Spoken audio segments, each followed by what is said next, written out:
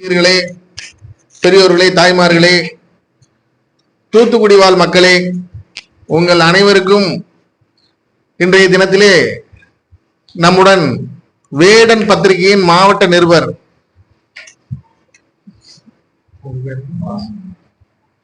திரு பாலசுப்ரமணியன் அவர்கள் இந்த திரைப்படத்தில் வரக்கூடிய ஆத்தா உன்னை பாத்தா என்ற அந்த பாடலின் சிறப்பு பற்றி நம்முடைய நேர்காணல் செய்ய வந்துள்ளார். அவரிடம் இந்த பாடல் எப்படி இருக்குன்னு முதல்ல அந்த பாடலை பார்க்க சொல்லுவோம். பார்த்த பின்பு அதை பற்றி அதனுடைய சிறப்பு என்னங்கிறது அவர்கிட்ட நம்ம கேட்டு தெரிஞ்சுக்கலாம். சரியா?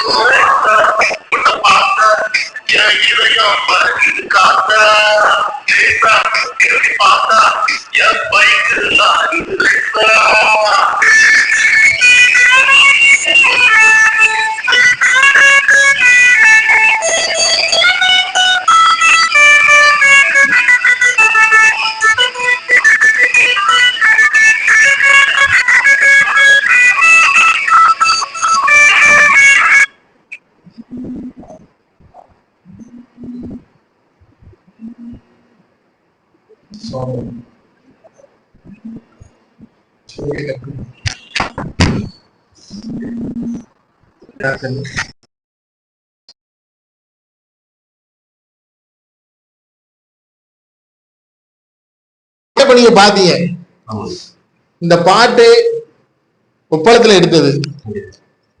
இந்த பாட்டு உங்களுக்கு எப்படி இருக்கு? பிடிச்சிருக்கா? முதற்கண் தமிழக அரசுக்கு இந்த பேட்டியின் மூலமாக ஒரு கோரிக்கை வைக்கிறோம்.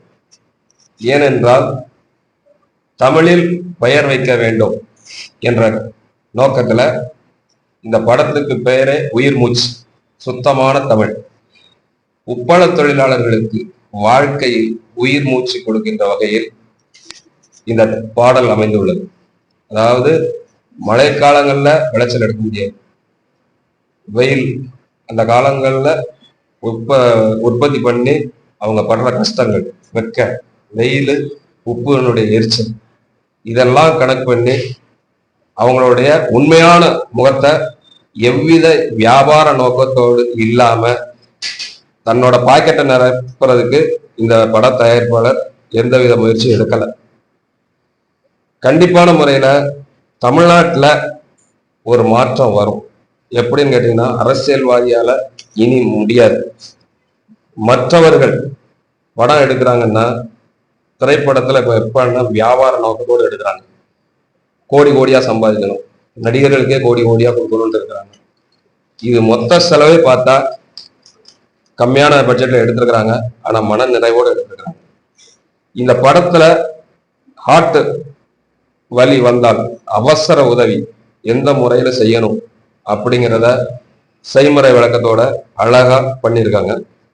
ரெண்டாவது பாத்தீங்கன்னா குடியால குடும்பங்கள் எப்படி கெட்டு போகுது அத வலி வேதனையோட உண்மையிலேயே அந்த அம்மா தீபாக்கா சிறப்பா செஞ்சிருக்காங்க. இது கண்டிப்பாக ஆஸ்கார் அவார்டு மட்டும் இல்ல, உலகத்துல என்ன அவார்டுலாம் உண்டோ அத்தனை பரிசுகளும் அவார்டுகளும் இந்த படத்துக்கு கிடைக்கும். இசையை பொறுத்தளவுக்கு புதுசுன்னு சொல்ல முடியல, நல்ல அனுபவம் வாய்ந்த இதா எடுத்திருக்காங்க. ஒவ்வொரு வரிகளும் திறம்பட எழுதியிருக்காங்க. பாட்டு எழுதினவங்களுக்கு ரொம்ப நன்றி.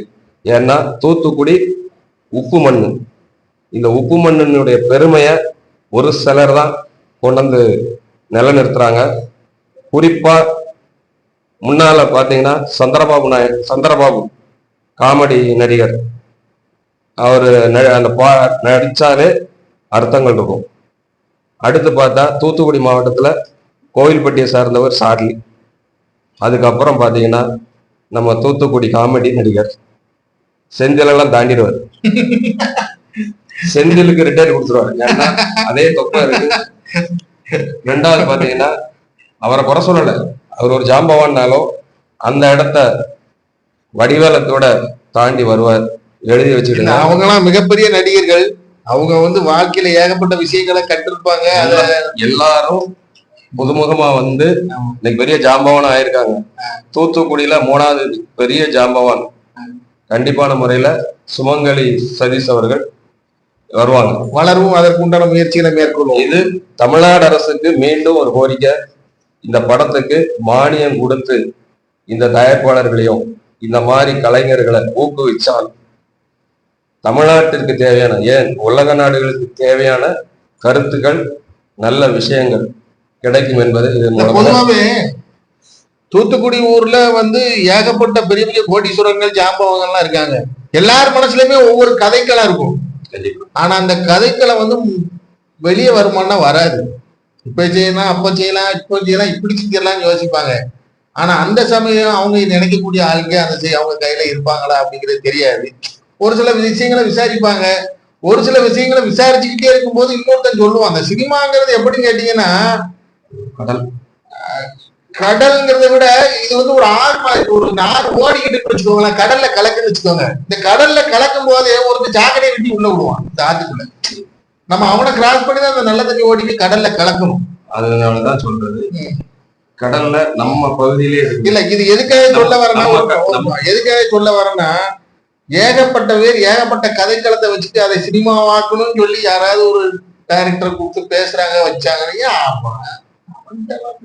எங்க சினிமாலாம் எத்தனை சினிமா எடுத்து வெளியே வர முடியாது. அதெல்லாம் போட்டுக்கிட்டு சினிமாலாம் லாக்கி கொடுப்பாங்க. நம்மளுக்கு தேவையாங்க, நம்மளுக்கு தேவையா பொம்பளை சோப்பு அப்படிமா, அதே மாதிரி நம்மளுக்கு தேவையா சினிமா அப்படிமா, இப்படி சொல்லி அந்த சினிமா எடுக்கணுங்கிறவன் எண்ணத்தை சுத்திர வச்சு மண்டையில அடிச்சிருவான். அதோட அது உட்கார்ந்து நிறைய பேர் மனசுல நிறைய கதைக்கெல்லாம் இருக்கு.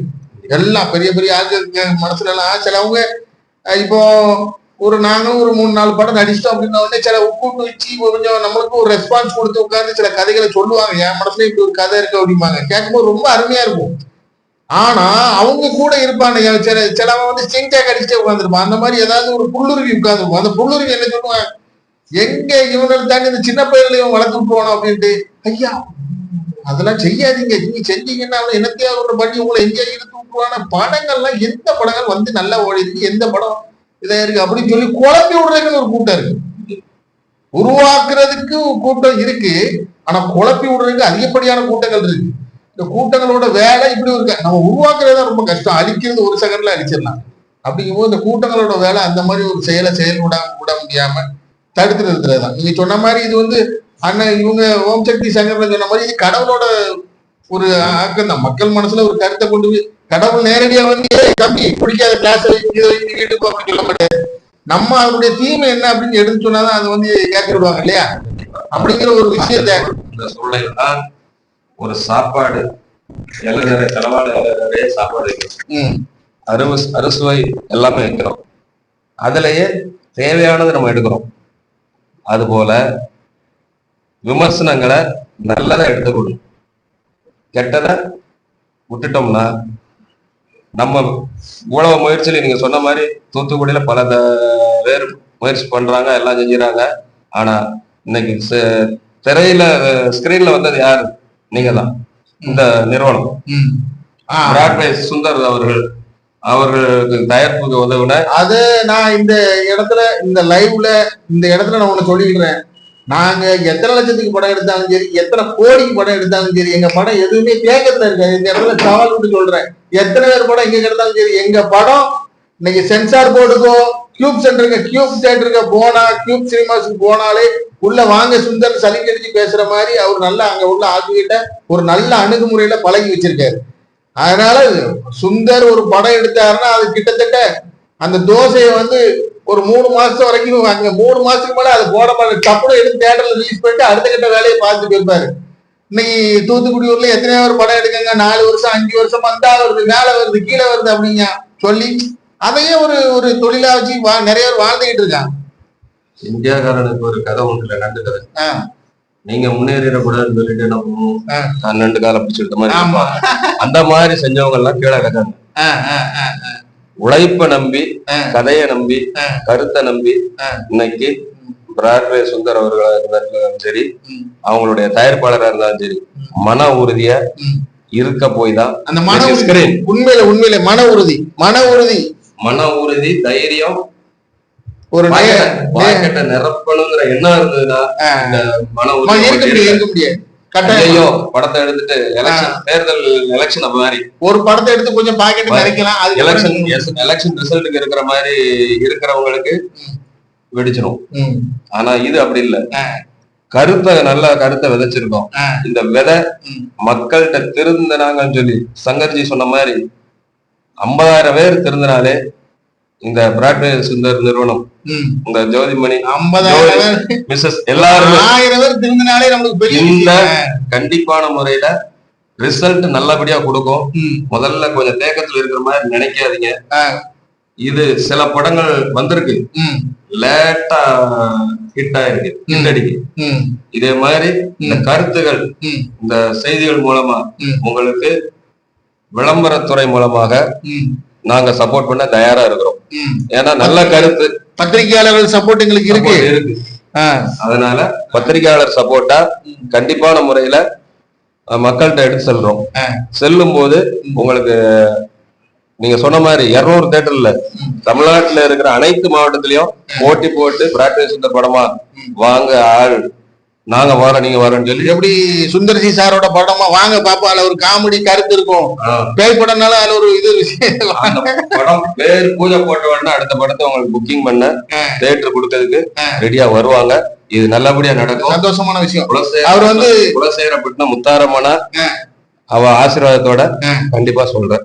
கடவுள் பேர்லாம் சொல்லி சொல்லும் போது எனக்கு ரொம்ப மனசு சந்தோஷமா இருக்கு. உங்களை சந்தோஷப்படுத்துறதுக்காக சொல்லல, உள்ளன்போட அவ சொன்னா நான் சொல்லியிருக்கேன். இல்ல ஏன்னா ஏன் நான் சந்தோஷப்படுறேன்னா, சுந்தர் எங்க போனாலும் இனி ஒரு கயத்தை போட்டு நாய்க்குட்டி மாதிரி பின்னாடி எழுதி வருவாரு. நான் அவர் என்ன சொல்றாரு, பல்டி அடினா பல்டி அடிப்பேன், சம்படினா சம்படிப்பேன். இன்னைக்கு அவரு நாய்க்குட்டி மாதிரி கூட்டு போறதுனாலயும் அப்படி விட்டுற மாட்டாரு. அவரோட நீங்க தாண்டிட்டீங்கன்னா அவரை நீங்க விட்டுறாம இருந்தா சார், நம்ம எப்பவுமே அதாவது காமெடிக்காக சொல்லல, உண்மைதானே. அதாவது ஒரு ஸ்டெப் நீங்களே சொன்ன மாதிரி ஒரு 3 படத்துல ஸ்கிரீன்ல வந்திருக்கிறீங்க, உங்களுக்கு ஒரு நேம் கிடைச்சிட்டு இருக்குது, மாவட்டத்துக்குள்ளயும் சரி வெளியில சம்பந்தப்பட்டவங்க தெரியக்கூடிய அளவுக்கு வந்துட்டீங்க. இது அப்படின்னு சொல்லி ஒரு ஆட்டம், எனக்கு அந்த ஆட்டம் ஒரு நாள் வந்தே கிடையாது. வந்து நீங்க சொன்ன மாதிரி காணாம போயிருவாங்க. இல்ல இல்ல உங்களை சொல்லுங்க. அதாவது பிராட்வே சுந்தர் இப்ப கையை பிடிச்சி இழுத்துட்டு வராருன்னு நீங்க சொல்றீங்க, நாய்க்குட்டி மாதிரி. இன்னைக்கு நாய்க்குட்டி இல்ல, நாய் நன்றி உள்ளது. அந்த நன்றியோட 2 பேரும் இணைஞ்சு, எல்லாரும் இணைஞ்சு, இந்த படக்குழுவே இணைஞ்சு அடுத்த கட்டத்துக்கு போனீங்கன்னா கட்டாயமா சூப்பரா வெற்றி நமது. மக்களுக்கு நல்ல ஒரு ரிசல்ட்டை கொடுக்கலாம். இன்னும் ஏகப்பட்ட நல்ல விஷயங்களை மக்கள் மத்தியில கொண்டு போய் சேர்க்க வேண்டிய வேலை எங்களுக்கு பாக்கி இருக்கு. ஒரு படத்துல சொல்லுவான், எனக்கு இன்னொரு கடமை பாக்கி இருக்குன்னு சொல்லுவானா, அதே மாதிரி எங்களுக்கு நிறைய கடமை பாக்கி இருக்கு. அந்த உங்க படக்குழுவோட எங்களையும் நினைச்சு எங்கள்கிட்டயும் பத்திரிகையாளரை கூப்பிட்டு வச்சு பேசுறீங்கல்ல, இந்த பத்திரிகையாளர்கள் உங்களுக்கு தெரியாத ஒண்ணு இல்ல, 4ஆம் தூண். இந்த 4ஆம் தூண் நல்ல விஷயங்களை நறுக்குன்னு சொல்லும், கெட்ட விஷயங்களையும் நறுக்குன்னு சொல்லும்.